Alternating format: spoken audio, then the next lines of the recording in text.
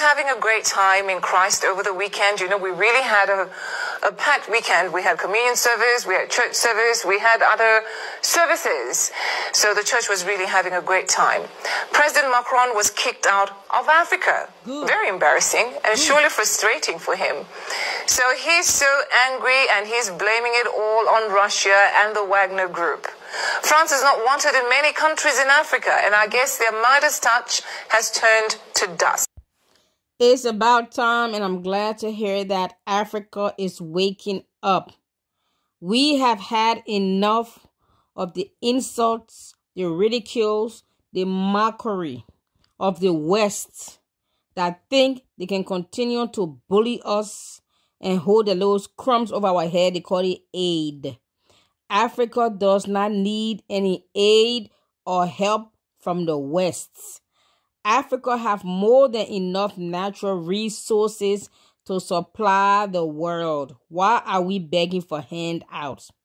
Because the West, like Macron and many of them in the past, have continued to loot the continent, pillage, rape, and steal the raw materials, the natural resources, the minerals, and bring them over to the West and manufacture products, only to take those products back to Africa and sell those products back to us for an arm and a leg, literally and figuratively speaking.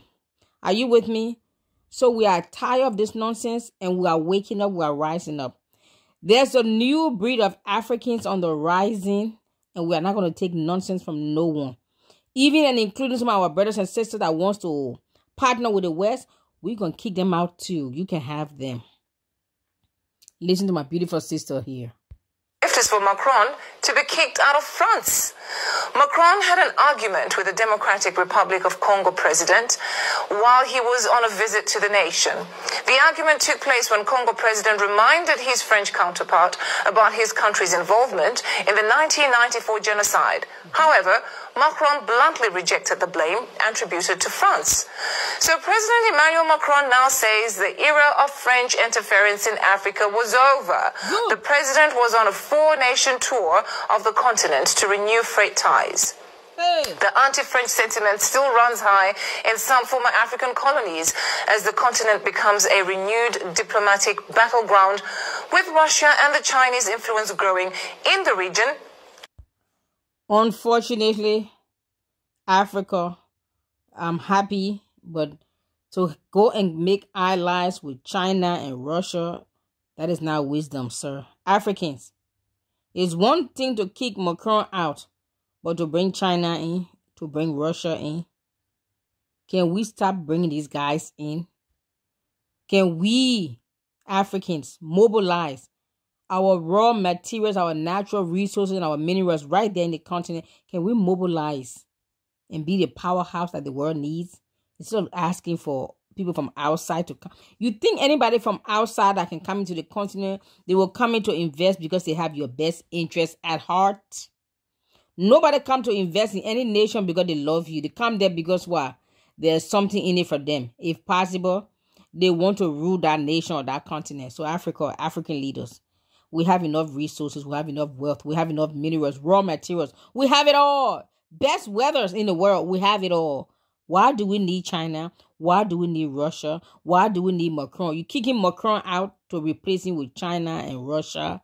Are you okay, Africans? Are you okay?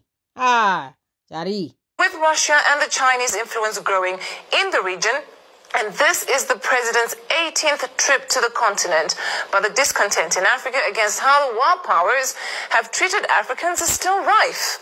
So was Macron's visit to Africa a way to strengthen diplomatic relationships or to defend economic interests? Well, let's talk about this. Mali, Burkina Faso, Central African Republic.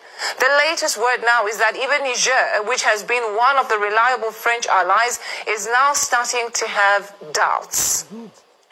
Doubts about the rule of the French in their countries. The fact is, the French have long overstayed their welcome in all these West African countries. They basically run the financial systems of these countries ever since they grounded these countries into plan. The shadow empire that they created in Africa is disintegrating all around them, and they don't know what to do.